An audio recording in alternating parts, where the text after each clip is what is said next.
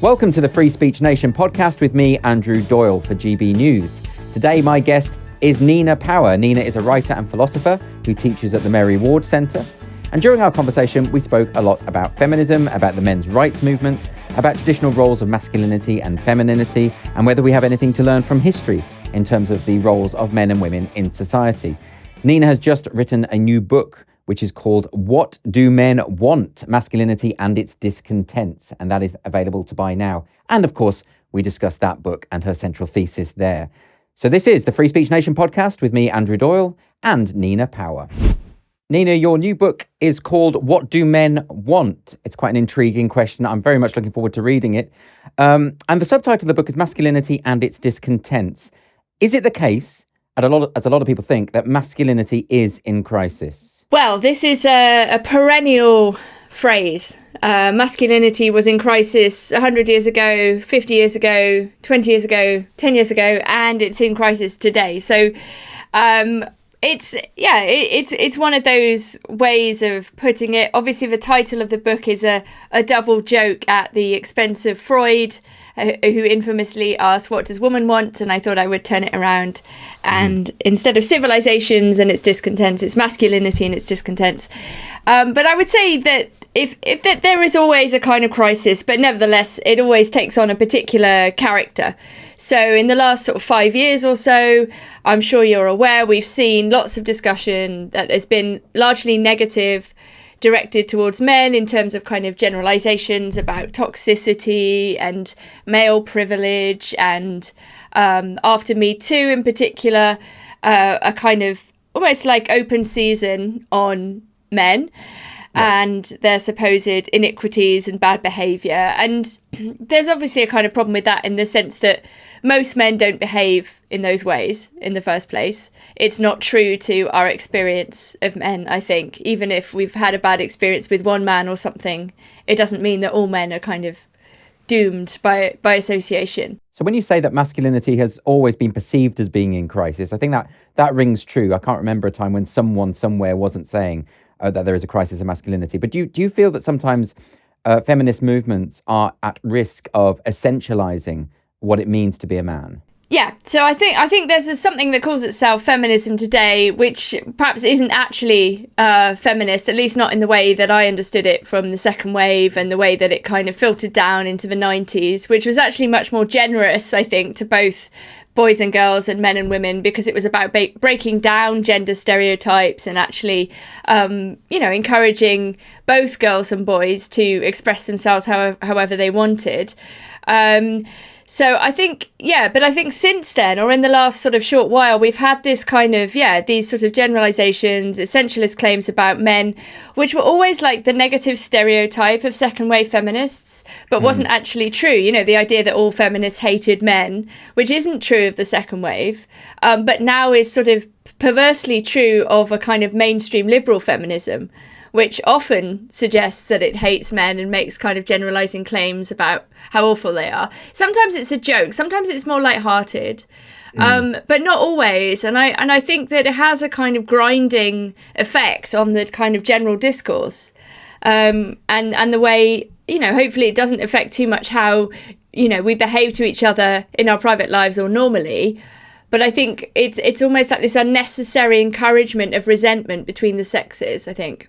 I suppose a lot of feminists would say that irrespective of which wave of feminism we're talking about, this is a common accusation, that this is just women fighting for their rights is just misandry sort of dressed up. But do you think it is specifically more true of what we would call fourth wave feminism or than second wave? Yes, I think there's a strange permission, which is very, very thoughtless, actually. And it goes along with a kind of general sort of coarsening of public discourse, and I think also a kind of consumerism and individualism, the idea that if someone lets you down, then you can kind of hate everyone who falls under that banner. And there's a kind of general sort of maybe left liberal discourse, which has been very, very down on men and kind of permitted generalizations from like one bad instance, for example. Yes. Well, do you think you could clear up for us? Because I think there's a lot of confusion around what feminism means now. And you're even seeing a lot of infighting between various feminist factions. So, we have first wave feminism, sort of the suffragette movement, early 20th century, then the second wave sort of liberation movements of the 60s and 70s, then third wave feminism, which is sort of when intersectionality started to creep up in the 90s, and then what we call now fourth wave feminism. And the only way I can really think to describe fourth wave feminism is intersectionality gone a bit mad. I mean, is that a bit unfair? No, I mean, I think there are lots of very strange things going on at the moment. I mean, feminism seems to be one of the only contemporary movements which isn't allowed to have as its object its original focus. So, you're not allowed to talk about women in particular ways, or if you do, you have to kind of include anyone else who's marginalised, which is very, very strange because no other identity-based movement does that, if you see what I mean. So feminism has become quite sort of, feminism is for everybody, apparently, and it should be all-inclusive. Well, that's a distinction, isn't it? Because a lot of second-wave feminists would say, for instance, that men cannot be feminists, that it is very much about the category of being female. And then often you see, particularly on social media now, the phrase, if your feminism isn't intersectional, it isn't feminism. There's quite a dogmatic sense of what feminism means. What does feminism mean to you? And do you consider yourself a feminist?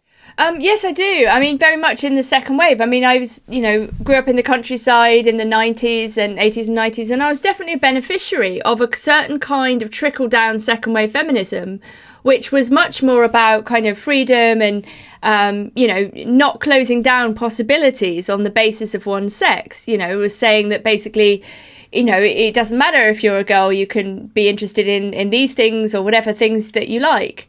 But it doesn't change your sex. You're still a girl who maybe likes things that are historically associated with boys. But that's a good thing. And the same would go for boys, but why not sort of open up the boundaries of possibility rather than kind of close them down. And I think we've had a kind of regressive moment, like something presents itself as progressive, but it's actually reactionary and regressive. So it's all extremely confusing, like the idea that if, we need to bring back stereotypes, and if you like certain things or behave in certain ways, then that means that you are the historical version of that stereotype. I mean, this was not the direction we were heading in the 90s. So part of your feminism is very much the idea of eliminating stereotypes. But do you think there is some basis for sex stereotypes within the biological reality of sex differences? Well, I think sex is real. I mean, this is the other strange thing. It's obviously now even quite controversial. The opening line of my book is "Men and women exist," which is a sort of, in a way, unbelievably basic statement. But I mean, I'm sure you're aware it's also quite controversial even to say something like that in some quarters. So to even keep biological sex and sexual difference as central features of our reality, which they are, we're one sex or the other, and it's up to us what we do with our lives, but we can't change these fundamental facts, and they do have implications for how we live. We're not just infinitely malleable creatures or commodities who can be molded at whim. We are limited in a positive and a negative way by our biology, and this has implications for us at every stage of our lives. It doesn't mean that we are reduced to our biology. It doesn't mean that anything must follow from being a particular sex. But there are physical differences between men and women. We see this playing out in the direct debates around sport. We see it in questions of violence. We see it in questions of childbirth and motherhood and so on. And a kind of, it's unrealistic, I think, to pretend that sexual difference doesn't matter in some places, right? And it's up to us to have a collective discussion as to where those places are. Where do we want to have sex segregated spaces, for example? Where is sex important and where isn't it important? And it's an unfinished and ongoing conversation for everybody. We're talking on one hand about sort of political representation. Women in this country have had that for just over 100 years. It's not really a very long time, right? And it's a bit uneven. It's, we don't necessarily need to have 50-50. It's not about quotas or something like that. But, women have a voice in the political realm, in the social realm. Women also have always worked, but there was a way in which after World War II there was a kind of mass movement into the workplace and away from the home for a lot of women. And this has implications for everybody, not least the lowering of wages for everybody. Yes, of course. So you're saying that effectively your biological sex is not something that acts in a kind of deterministic way or provides limitations to what you can do, but that there are some. I mean, there are these debates within feminism. I've spoken to feminists who would say that gender, the idea of being masculine or feminine, these roles are all entirely socially constructed, which I find quite persuasive. But then I see evidence from particularly Scandinavian countries where they've done the most to implement gender equity measures, and when that happens, the evidence tells us quite specifically that women tend to go into more traditionally feminine roles and men tend to go into more traditionally masculine roles when they have more freedom to choose. So what does that tell us? Exactly. I mean, I think if what the Scandinavian studies, and I've read about them as well, if what they say tells us anything, it's that we should be happy with that. It doesn't matter if men and women like different things, or if different groups of people like different things. The idea that everyone should be the same and do the same things, and there should be exactly equal numbers of people liking and doing the same things, is nonsense. I mean, we don't want a world in which we compel people to do things that they're not interested in, simply because it looks better. I mean, if it turns out that women prefer certain kinds of jobs or want to be mothers, and they should be supported in that, and if men prefer other types of job or tend towards jobs that are more physical, then that's great. Do you feel that there is a way to acknowledge that there may be trends that differentiate the sexes in terms of career choice, for instance, without necessarily, because I think the counter argument to that would be, but if it is perceived that, for instance, women generally don't go into STEM subjects as much as boys do, then that puts women off from doing it. Do you think that's true? I don't know. I don't necessarily think so. I mean, I think the opportunity should be there. I think, the option should be on the table. But like you say, even where in situations in countries that have very high incomes, where everyone is more or less middle class, where all of the opportunities are provided, it still looks like there are kind of preferences at the level of sex that can't be eliminated through providing opportunities, and again that's kind of fine. I mean, it may be that these that one of the points in the book I try to make is that men and women are different but compatible, and this is actually what's kind of beautiful about living in a world where you're a member of the same species, but there's this whole other class of being which is like you but not like you.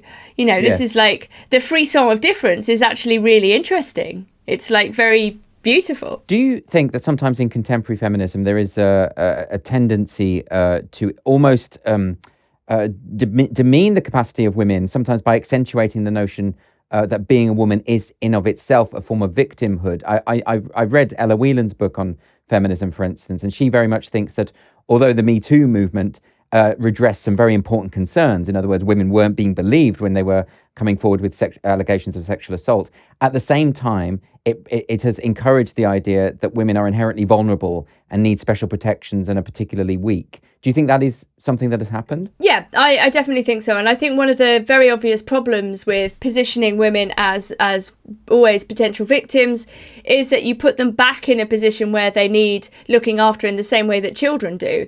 And that gives you kind of almost like a route into cancelling other rights that they might have. We're at this particular juncture.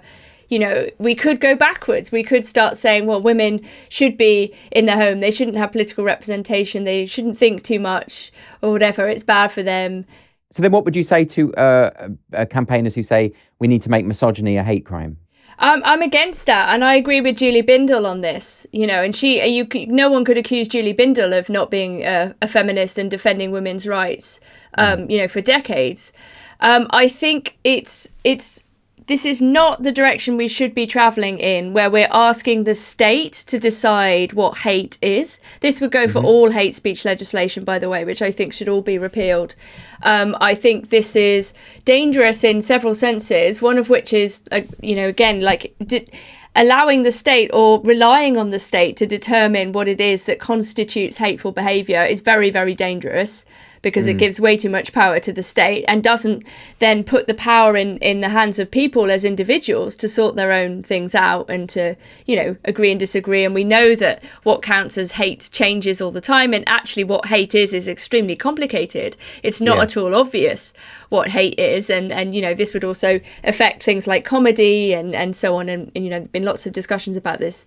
But yeah, the other thing is, like, what kind of image of a society do we want? Do we want a society in which we rely on each other, on ourselves, and we sort out our own battles where we can, you know, and we live together and we deal with the fact that life is difficult and complicated, and that freedom is also the freedom to make mistakes and the freedom to fail, and you know, and not always to imagine that there's someone who's going to save us. You know, this idea of calling the manager or complaining to the state.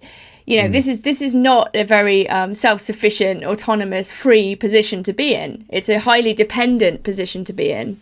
But it feels as though many sort of major institutions have bought into that idea. I mean, I recall specifically, I was always very surprised when I saw the BBC were promoting an app on smartphones which would support women and help them to speak up in meetings. And it would monitor how much you had spoken and then remind you if you hadn't spoken enough. And this was a part of their sort of feminist, it was a feminist campaign that the BBC were doing. But it struck me as actually the opposite of feminism. Am I misreading that? No, I mean, I think that just sounds sort of silly and pathetic, really. I mean, I think, you know, we all need to sort of develop a bit more of a sense of humour and a bit more of a backbone. And I think that's something that's shifted in the culture, even in my lifetime. You know, I mean, when we were growing up, like, we were routinely told that life was hard, but it was also quite funny, you know, and that you shouldn't take things too seriously. And, you know, there's a lot of miscommunication, like often people get the wrong end of the stick and you can sort it out, you know. Now, of course, your book is very much focused on men rather than women. I know your other book, One Dimensional Woman, would focus more on women, but this is very much about what men want, what men are. Maybe a good place to start with that discussion is this notion of toxic masculinity. Are men essentially toxic? Is there an argument there? No, I mean, like, it's a, you know, one of these silly sort of media meme ideas. I mean, it's you know, something. What does it mean? What do feminists mean when they talk of toxic masculinity? I think there's several different ways it's used, but one of them would be to say, and the kind of most extreme version is that there are no good forms of masculinity. Basically, that all masculinity is going to be ultimately bad for women, that it would you know, be manifestations of male dominance, male privilege, you know, that men just take what they want and they're not punished as severely as women, and that they have more money and more land and more power and all of these sorts of things, and that this entitles them or gives them a feeling of entitlement to behave in ways that are you know, sort of privileged and, you know, demanding. Yeah. But is there not something in that? I mean, I've taught at a boys' school and I've also taught at a girls' school. And the boys' school, there was generally a behavioural trend where there was much more sense of entitlement, much more cocky, much more, you know, I suppose, well, not toxic behaviour, but certainly it's more self-regarding and more front-footed behaviour. And is that not, was that just something that's come about due to socialisation? Or is that something that is innate to the quality of being male? Well, this is one of the questions. So I think, you know, we've seen documents in recent years, even from professional bodies, which have described the kind of behaviour that you're mentioning in boys as itself inherently negative, right? That when, if boys act in a confident or energetic manner, that this is itself a sign of toxic masculinity or negative masculinity. And I don't think it is. Actually, I think again there might be differences. So is it because I mean this is an argument that Christina Hoff Sommers has made that effectively what a lot of educators are now doing is attempting to socialise boys as though they are girls. In other words, you see a boy, I suppose, rough and tumble kind of behaviour with it among boys, and that people will step in and say, no, we have to put a stop to that and you should behave. But she thinks that means they're trying to basically make boys behave more like girls. Has she got a point there? Yeah, I mean, I think a lot of people have also made this point about a kind of feminization of culture. You know, I mean, if boys are generally surrounded by women at schools and so on, that they don't necessarily have access to male role models, which is something I talk about in the book. And, you know, instead of patriarchy, we've actually got a lack of father figures and a lack of men who are acting as mentors. And a lot of that is about teaching boys how to know their own limits, to learn their own limits, you know, through play with older men.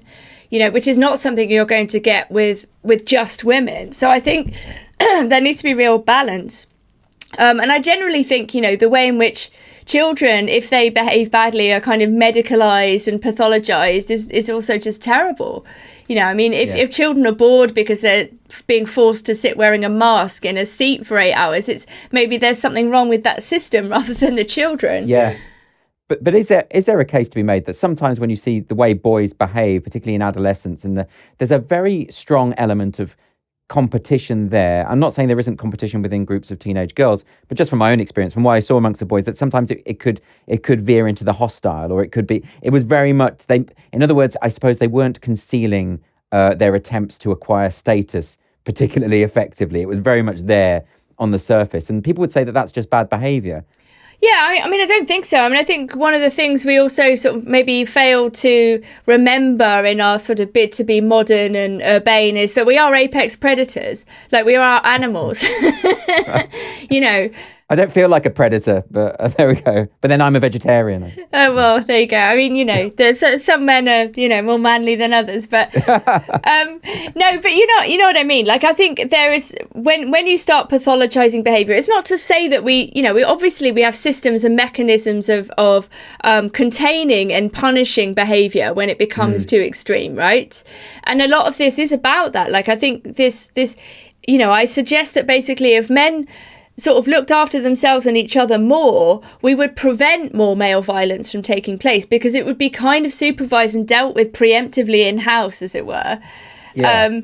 But this requires like a slightly different conception of things like strength. So like strength for the ancient Greeks, for example, it wasn't about how strong you were physically, but rather it was about your capacity to judge when strength would be appropriate. You know, right. and that's a form of training and teaching, which we don't necessarily directly do. So does that mean that you would expect teachers, or even as part of the teacher training system, is to sort of build in, well, I suppose, different expectations for male and female pupils? I mean, perhaps to some extent. It doesn't have to be so kind of either or. I mean, we know that, for example, girls seem to do better in single-sex schools. I mean, one possibility, as liberalism sort of grinds to wherever it's going, might be to rethink some of these supposedly democratic and egalitarian institutions, like co-educational spaces, for example.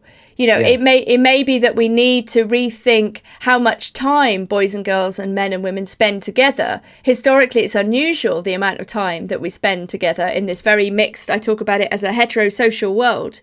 You know, we're surrounded by each other all the time, you know, which has its downsides. And I describe how this makes us more like brother and sister. We're more like in a kind of horizontal system rather than a vertical system where one type of person takes responsibility for the others, you say. Yes. And there might be benefits of that, but it might also need rethinking, right? So it may be that we need to rethink separating boys and girls more often. We may need to rethink the way in which male energy is directed. Obviously, lots of boys play sport and that kind of thing. But there's clearly, boys are extremely energetic. Girls are too. But there might be ways of kind of recognizing that rather than trying to equalize everything and pretend that these differences don't matter.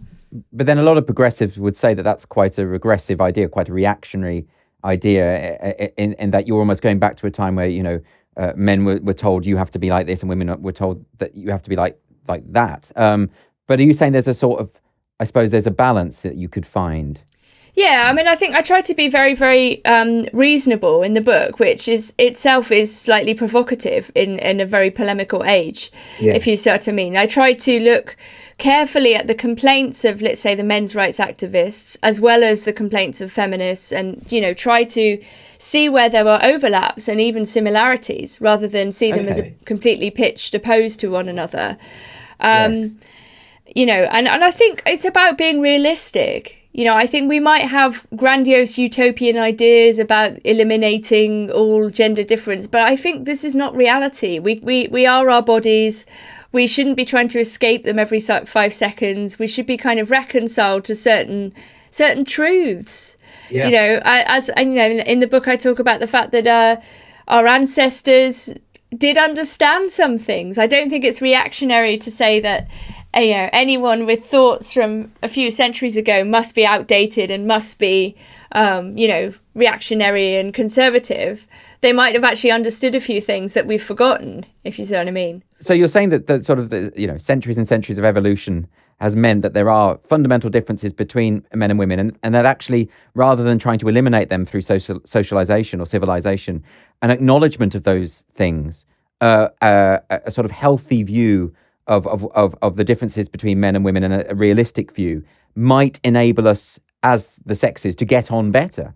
Is that what you're saying? Yeah, amongst other things. But I think that's right, because otherwise something like sexual difference becomes just an identity. It becomes a kind of fantasy or an image, and we already live in an extremely virtual age.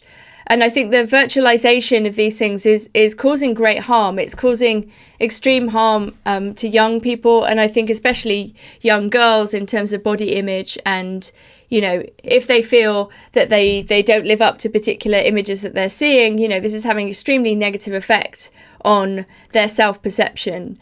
And for boys too, if they're constantly being told that their behavior is wrong and evil and that they're fundamentally guilty, this is not a good situation, right? This will breed resentment. This will actually generate far more dangerous positions and alienate more people than it will bring them into a collective discussion. So I think, someone like Jordan Peterson is popular for a good reason. And I think one of the reasons he appeals to young men, but not only to young men, is because he tells people to stop blaming others for your own problems and to sort of sort yourself out first before you're in a position to, in a way, present yourself to the world and maybe get a girlfriend. So that's one way of eliminating the sort of desire or the demand that someone else, solve your problems for you.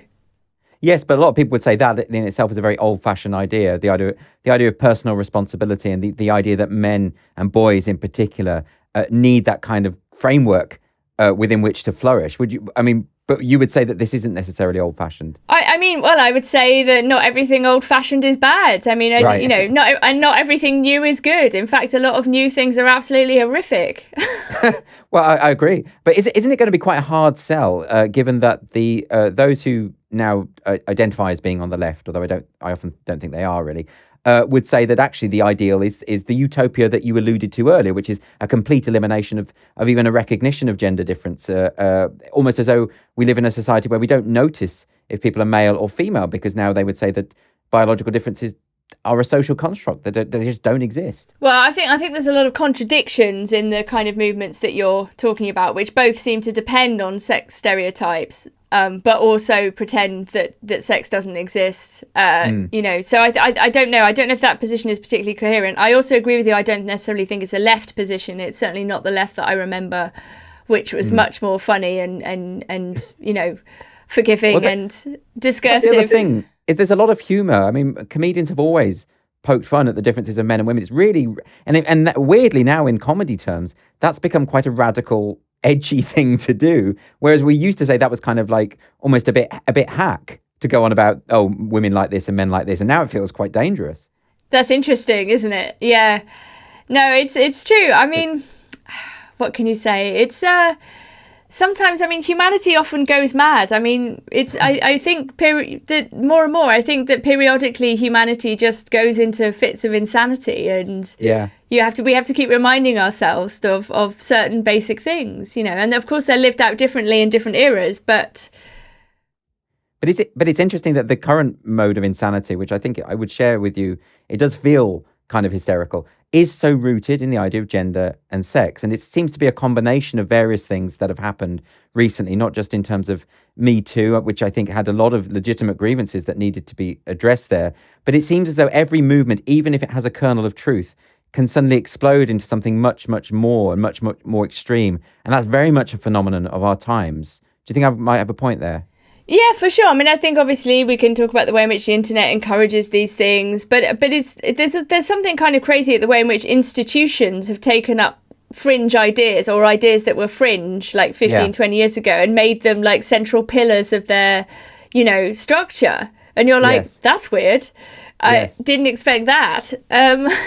It's like all the adults in the room have disappeared and left things over to like, fanatical HR people or whatever, who maybe are well-meaning, but they've kind of, destroyed these places from the inside. Do you think that some of the more extreme claims about men and about masculinity, they do have an element of truth? I mean, let's just play devil's advocate there for a moment, insofar as, there is a phenomenon of male violence against women. Women are far more likely to experience violence from men than from women. There is a problem there. And some feminists would argue that the problem there is a matter of socialization. Or we shouldn't be telling women, don't go out late at night, don't go. That actually we have to fix society, fix the way that men perceive women, and have this view that women should be, I suppose, their sexual property. Do you think that is still very much a problem that we need to redress? I think, men are stronger than women, right? Most male violence is actually directed against other men, and also against themselves in the form of suicide and other destructive behaviours. When men are violent towards women, they are more dangerous, they're physically stronger, right? So it's not that there isn't female violence against men or female violence against other women, there is, but it's more devastating, right, when men do it. So one of the things that I try to talk about is, what it means to be a good man, right? This idea seems to have dropped out of the discourse, along with every other discussion of virtue, in favour of this celebration of consumerist desire, like the idea that whatever you want, you can get. And this extends even into the intimate realm. So you can download someone off an app or whatever, invite them over for a pizza and a and this is like, everything has become like very, very commodified in this way. And we're no longer really treating each other as like unique individuals necessarily. Yeah. So I rather also in a very archaic way, go back to the virtues and talk about what it might mean to be a good man and how we encourage these feelings. I think there are many men who are good already. I would say many men I know, men in my family, for example, my father and my brother, are good men. They behave in ways that are worth emulating. They are role models to their children, and they are good for their community and their wives and so on. And a lot of men already behave well, right? And they don't deserve to be condemned and tarred with the same brush, when we're making these sweeping generalizations, because it's not true, simply. So is it a matter of focus? In other words, the discourse of toxic masculinity would have us believe that all men are potential rapists and all men have this within them. And do you just not accept that premise? No, I don't think it's true. It's not borne out by any evidence. Most men don't commit violent acts.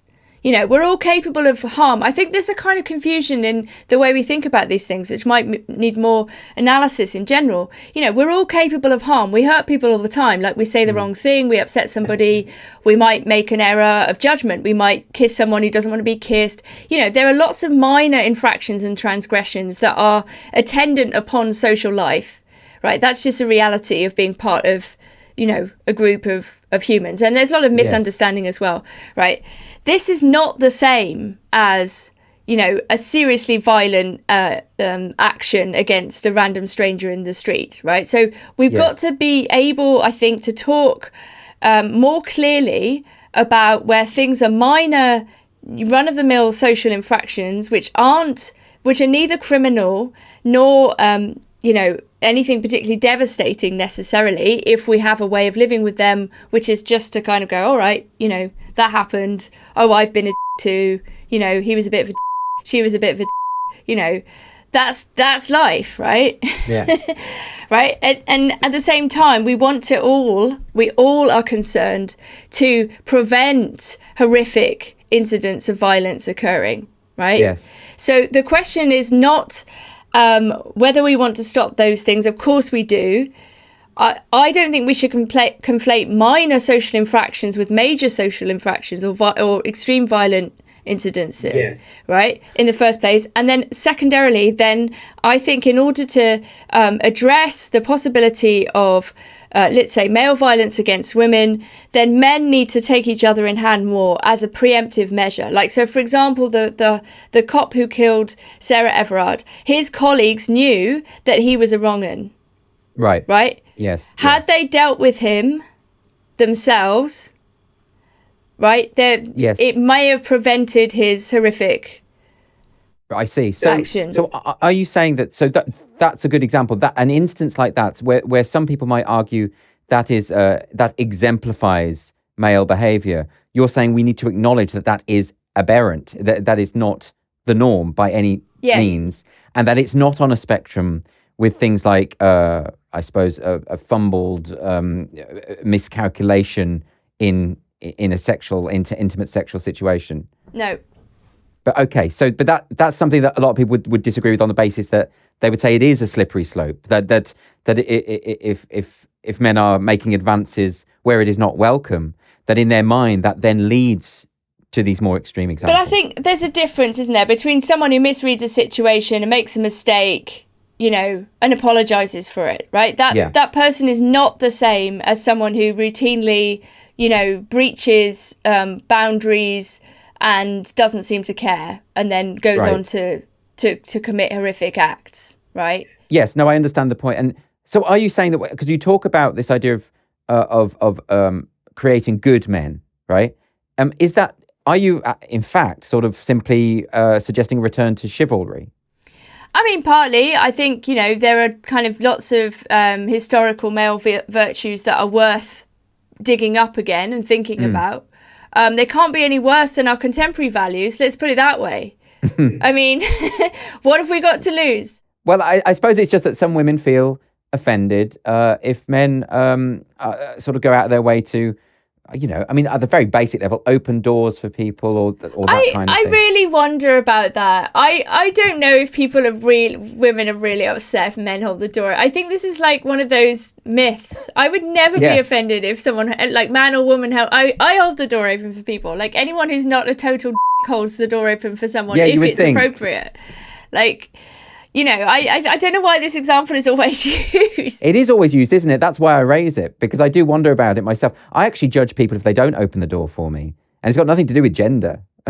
No, I mean, look, there are ways of behaving in a social way which are better than others, right? We would all hope, and we can all be better, frankly. You know, all of us have been at points, and sometimes for prolonged periods of time, you know.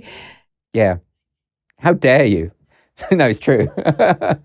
You know, so I mean, you know, this is almost a kind of, I'm interested in thinking about almost like what it means to go back to Christian virtues and values in an era which seems to have completely dispensed with any of them in favour of selfish, individualistic consumerism. What would those Christian values be, though? Because some people will hear you say that and they will bristle because they will say that's just something from a bygone time. Well, like I say, not everything from the past is bad and not everything new is good.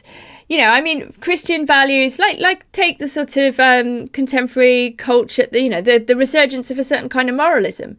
You have what you seem to have there is almost like a quasi-religious form of judgment, but without any of the nice things like forgiveness and atonement. Yeah. Right? So people can't say sorry because that just makes it worse, and no one could be forgiven. So people are just condemned.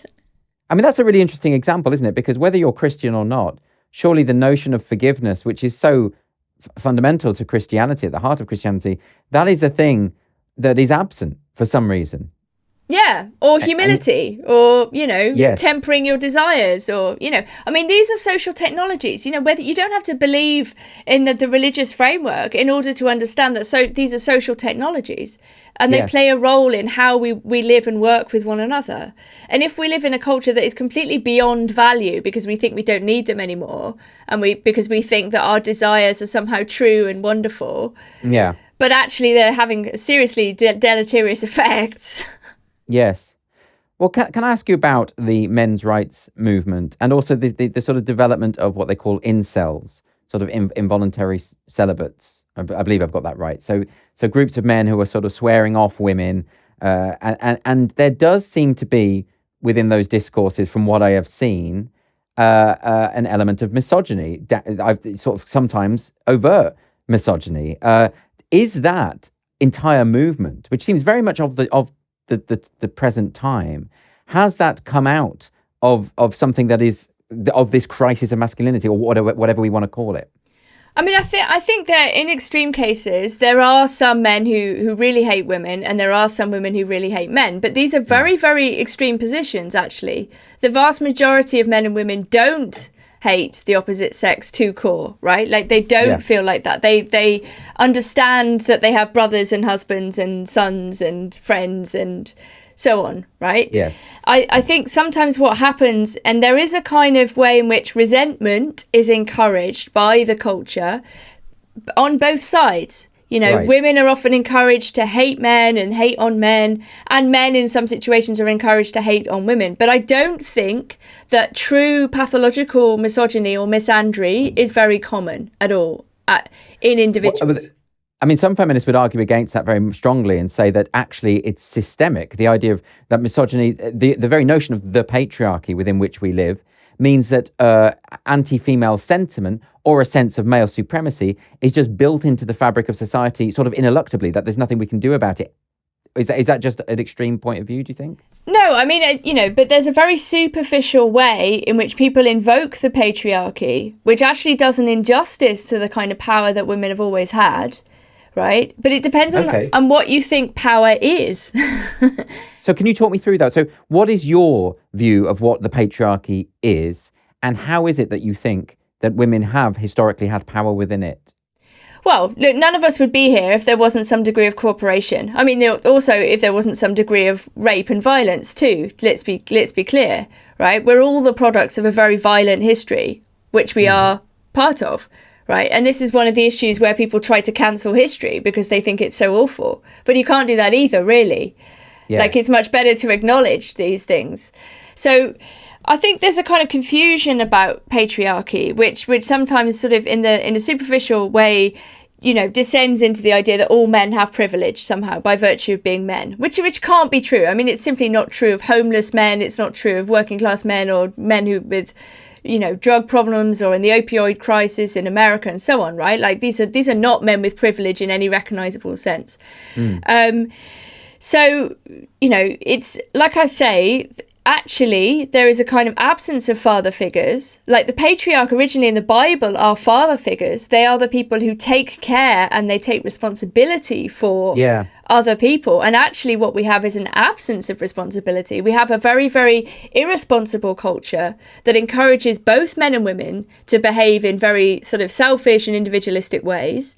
We have a culture that is increasingly not supportive of people who want to have families and get married. Those things are made difficult economically. They're culturally looked down upon as somehow, not the cool thing to do.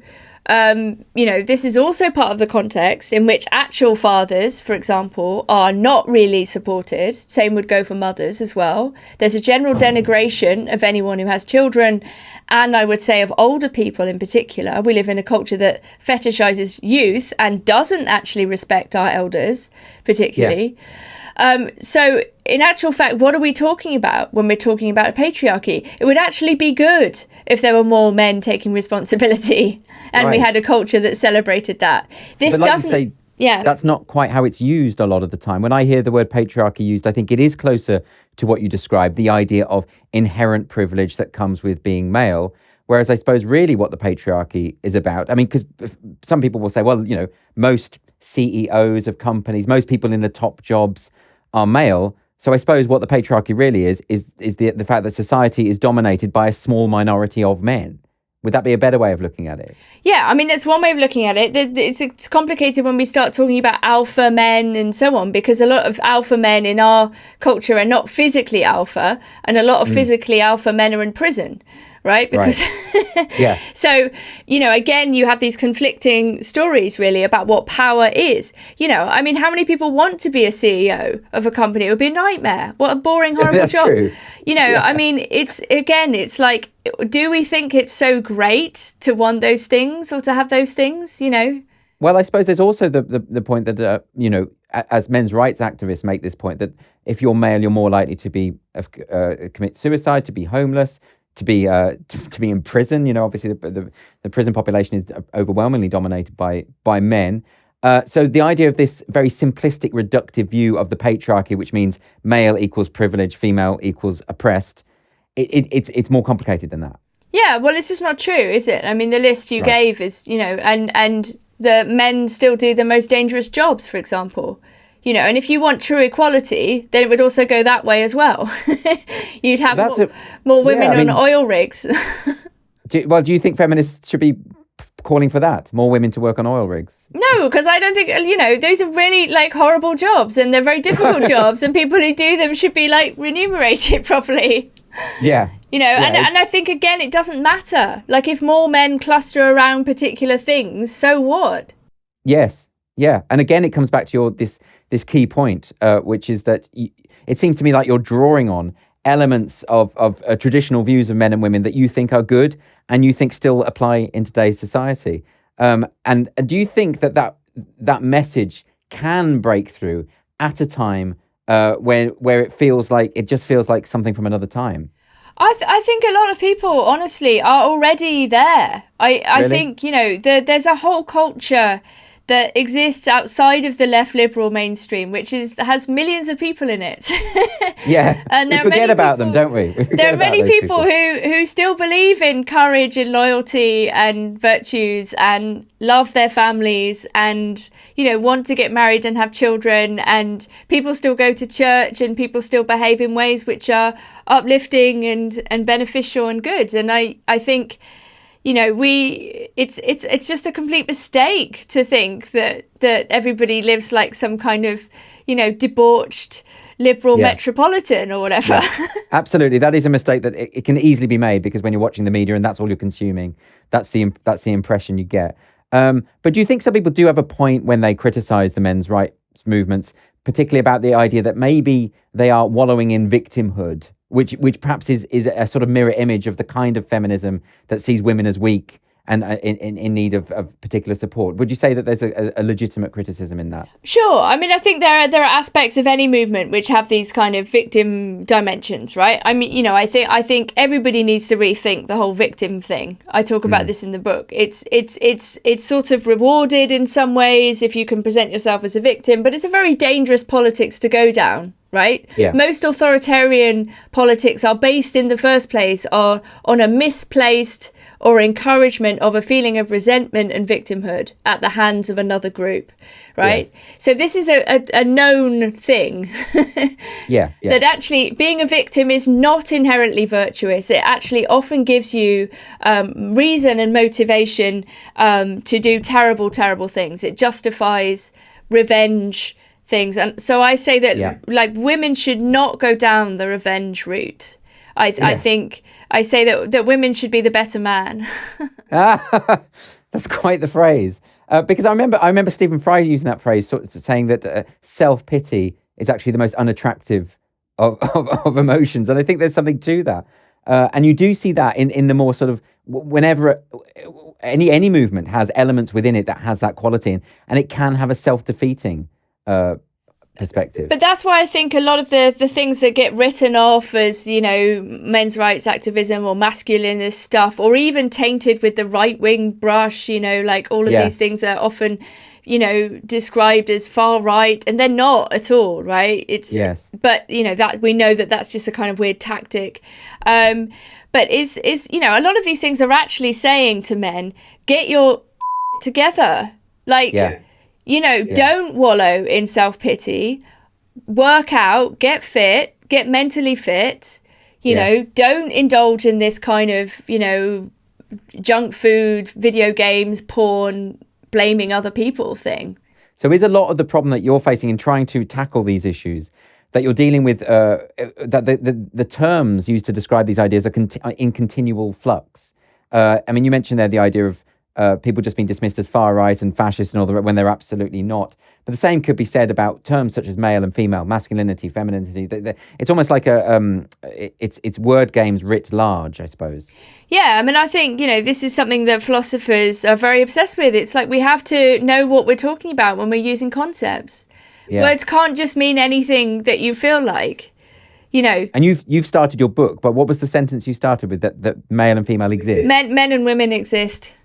But that is problematized if you even start to sort of deconstruct the ideas of being male and being female as simply social constructs. I mean, do you think that the decoupling of sex and gender, which is obviously a very old idea now, might be part of the problem? I mean, gender as a word or as an idea doesn't even really exist in lots of languages. You know, it was taken from John Money himself, a very corrupt individual.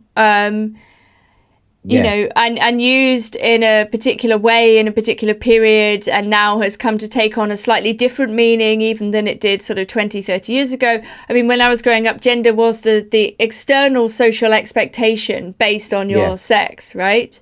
And it was negative. Like the idea was to get rid of gender. Yes. You know, because gender expectation and stereotypes was what was holding people back potentially. Yes. Well, that seemed to be at the core of second wave feminism, didn't it? That was the idea. And since then, gender, at least in some places, has come to mean some inner feeling that you identify with. Not some social expectation, but rather something that you feel. Yes. As if it were like your soul or something. Yes. But if you in your book are talking about ideals of masculinity, you will inevitably be accused, won't you, of reifying gender all over again? I don't think so. I mean, I think it's a kind of corrective, maybe. You know, it's a very balanced book, or I've attempted to be as balanced as I possibly can. Yeah. Whilst, you know, sticking to the reality of sexual difference, right? And I think it's not too difficult to say that. I mean, it might be upsetting for 2% of people, but I think actually it's not really very controversial to say that men and women exist. Not really. No, I don't think it is at all. I think you can get away with that one. You know, but I think it's also to give people a certain sense of power back. You can look, I did it myself. You know, my life was a mess and I took hold of it. Yes. You know, I think it's like saying, you know, everybody can take a look at their own life and think about what it means to be a good man or a good woman. I'm not just simply saying that men need to step up. Right, this is about all of us. The book is about both men and women. In fact, it became a book about the relationship between men and women, with a focus on men. But it of course, you know, we're all victims, if you like, of this culture. But it doesn't mean that we should wallow in that either. Like, we should neither be blaming the opposite sex for our problems, nor should we be simply saying, oh, it's all capitalism's fault, oh, it's all the culture's fault, it's all whatever. Yes. Do you have any sense of how the next generation or the generation that are coming up will be broaching these kinds of issues? I remember I gave a talk at a school, and it was a girls' school, and they were very privileged girls. But a couple of them gave a presentation about their oppression, how oppressed they were, and I thought it felt to me like, well, you're some of the most privileged people in the world who have ever existed ever, and yet that is the kind of thing that perhaps is being encouraged among the young. Or do you have more optimism than that? I do. I have a kind of psychedelic optimism for the Zoomers. I think the Zoomers will rebel against their virtual prison, and they will get offline, and nature is the new punk. I think these kids are going to be all right. They're going to run around. They're going to love the sun. They're going to have raves again. It'll be a third summer of love.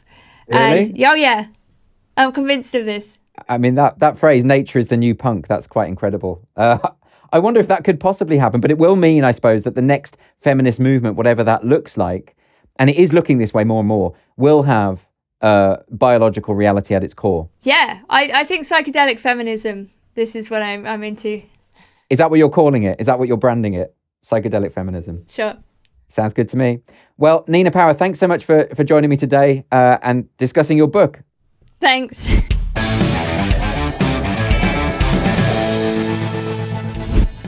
This has been the Free Speech Nation podcast with me, Andrew Doyle, and my guest, Nina Power. If you enjoyed the show, please do check out Nina's book. It's What Do Men Want? Masculinity and Its Discontents, and that's available in all good bookstores. And if you enjoyed the show, make sure you like, make sure you subscribe, all of that palaver, and then come back and join me next week when I'm going to have another fabulous guest. See you then.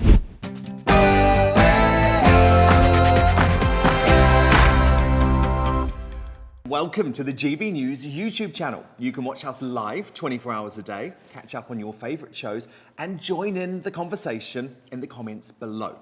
Don't forget to subscribe and you'll never miss any of our exclusive content.